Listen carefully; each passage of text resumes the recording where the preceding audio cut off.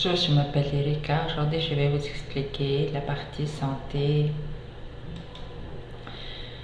On dit que quelqu'un fait une fixation lorsqu'il est pris dans un conflit émotionnel qui l'immobilise et empêche tout acte efficace de modifier la situation. Et cela reste vrai des fixations inconscientes qui, comme tous les conflits émotionnels non résolus, se structurent dans le corps sous la forme de tensions musculaires chroniques. Ces tensions musculaires fixent réellement le corps de diverses façons. Comme nous vivons à une époque génératrice de nombreuses tensions, nous devons apprendre comment protéger notre corps et notre esprit des nocifs de la tension. Pour diminuer la tension, il faut élaborer et libérer les défenses psychiques et physiques contre le laisser-aller. Avec la convoitise, la haine, l'attachement, la jalousie ou le trouble, maintes sortes d'actes nuisibles peuvent survenir. Il faut restreindre le plus possible les sentiments haineux, avoir un cœur chaleureux pour arriver à l'apaisement. Dans ce contexte, les conditions pour bénéficier d'une bonne santé seront meilleures. Par exemple, je ne m'apprends pas à diminuer mon irritabilité, mais à me calmer. Il est toujours possible d'apprendre à se calmer. Il s'agit d'un entraînement. Savoir se relaxer rend plus facile l'application de la méthode de résolution des problèmes, laquelle à son tour favorise la relaxation. Les personnes stressées présentent le plus souvent de l'angoisse et de la colère. Si l'état persiste, il s'ensuit une phase d'épuisement et conséquences organiques peuvent survenir.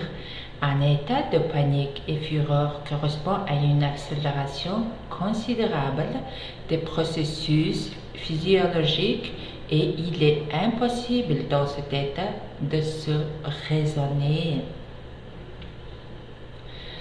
La plupart du temps, les meilleurs résultats seront obtenus dans le calme.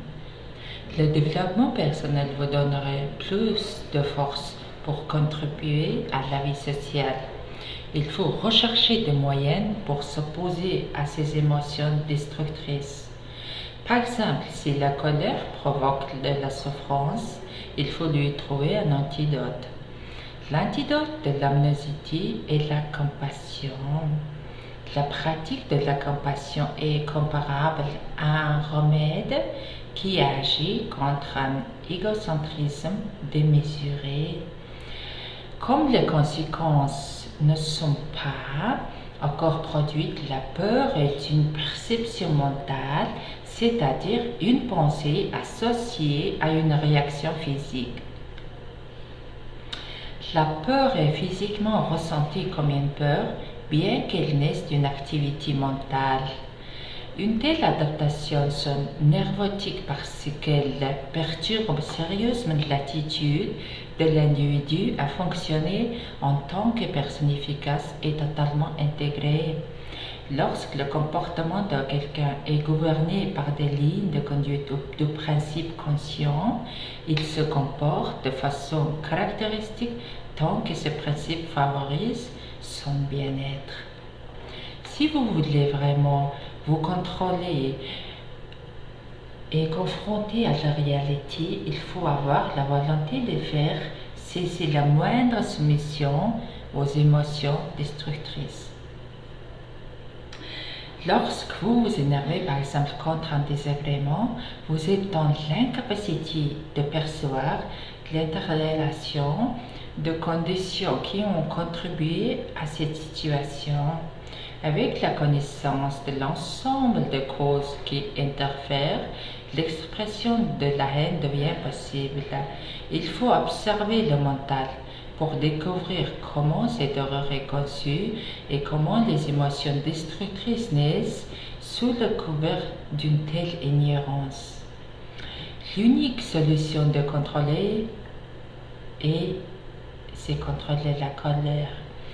Une désensibilisation fonctionne exactement de la même manière, mais en sens inverse. Il s'agit de l'exposer aux situations sous la forme d'images tout en maintenant bien l'état de calme. Il est très difficile de s'énerver en ralentissant.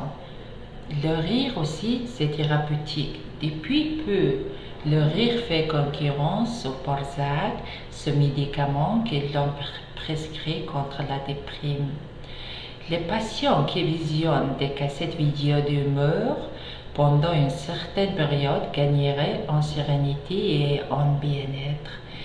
Un des 4 méthodes fondamentaux de la pensée qui associe les activités du cerveau liées au ressentir et celles liées au traitement de l'information. Ce qui expliquerait l'on peut tout traiter par le biais de rire. Même le tragique et le douleur. Le rire est également un moyen pour le cerveau de compenser le dérèglement de pensée. Cela signifie que le rire fonctionne comme un échappatoire, une soupage de sécurité lorsque nos neurones sont perturbés. Il soulage, guérit, rassemble et réconcilie. Nourri par le jugement et l'intelligence, il saura neutraliser, déstabiliser et obtenir de redoutables effets. Nos convulsions de rire, nos sautons de joie, nos bondissements d'excitation, nos sourires de plaisir. Mais comme le degré de plaisir dépend de la quantité d'excitation préliminaire qui est au-delà de notre volonté ou de notre contrôle, nous devons nous sentir reconnaissants de ce que nous ressentons de plaisir. Si la totalité de notre corps, surtout si le cœur réagit, l'ensemble du corps se convulse dans l'extase de la détente. Il faut refuser catégoriquement de se poser en victime. Le bien-être physique correspond tout simplement à l'absence temporaire de problèmes et de complications. Alors, si l'esprit reste indiscipliné, quel que soit l'environnement matériel exceptionnel dans lequel vous vivez, la peur et l'inquiétude vous habiteront. Prenez conscience que la source de bonheur et de bien-être est issue d'un mental maîtrisé et paisible. Être stressé est un état émotif et correspond à un style de pensée et de comportement. Si quelqu'un reste calme en situation stressante, il saura mieux utiliser ses compétences sont élevées. Quel que soit le mode de vie, il paraît impossible d'avoir une vie sans problème. Un proverbe populaire dit « Dans la vie, il vaut mieux aimer les personnes et les problèmes, puisqu'on ne peut pas y échapper. » Notre moi n'est pas assez fort pour accepter l'échec et nous forçons donc notre corps à affronter des situations nocives pour notre santé. La philosophie générale à pratiquer est alors à prendre de conscience que nous ne pouvons pas tout faire. Ce que nous réalisons de toute manière ne sera qu'une goutte par rapport à l'océan que nous aurions pu faire à la place. Aussi, un repas équilibré d'une bonne hygiène alimentaire et d'apporter une bonne alimentation suffisante, un plaisir important pour une bonne santé. Le sommeil est un besoin et dormir c'est indispensable. La plupart du temps, les personnes couchent essaient de s'endormir par la volonté et cela augmente la vigilance. S'efforcer de ne pas entendre un bruit est le meilleur moyen de lui donner de l'importance. Arrêter de penser à ça ou à ci oblige justement à penser à la chose en question. Le meilleur moyen, c'est le fait de se relaxer les yeux fermés et de penser des choses agréables peut être une aide précieuse.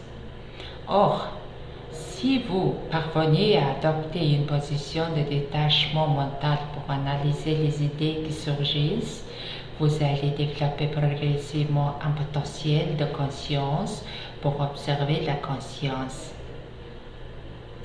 Pour sa capacité à rendre la transformation spirituelle possible, il est aussi appelé la nature profonde de l'illumination.